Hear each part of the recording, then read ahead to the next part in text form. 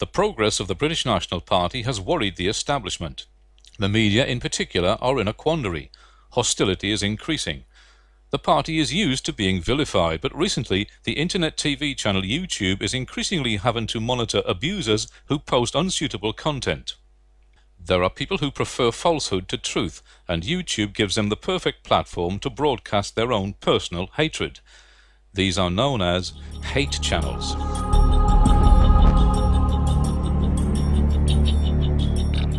Like the media, their contempt for facts shows in sheer bias. They don't campaign against injustice, it is simply the BNP they hate.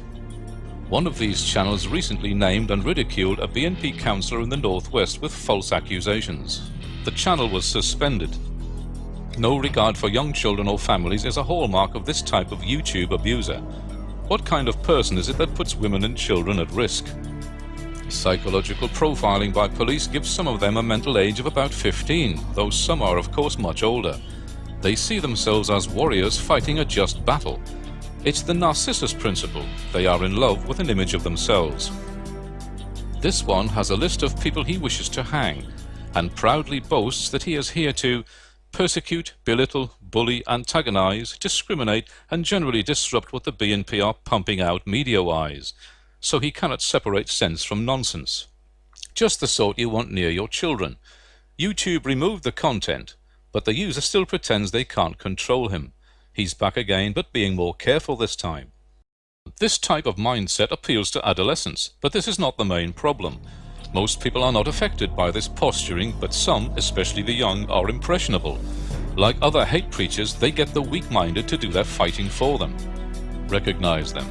They have a pack mentality. Individually they are weak, but in numbers they feel empowered. They use images of Hitler's Nazis. They are obsessed by them and give themselves away without realizing it. They have a sneaking admiration for Nazi ideology, though they accuse others of it. YouTube has clear guidelines for users. It is a community facility. They recognize that there will always be abusers and monitor them. They encourage users to report abuse, especially breach of copyright, which hate channels do all the time. They advise keeping a watch on the abusers. If they cross the line, flag the content to YouTube and file a complaint to the police. They can be tracked and traced very easily. Points to note. They never show themselves. They spout their hate from under cover. They fight while hiding round corners, a bit like amateur terrorists.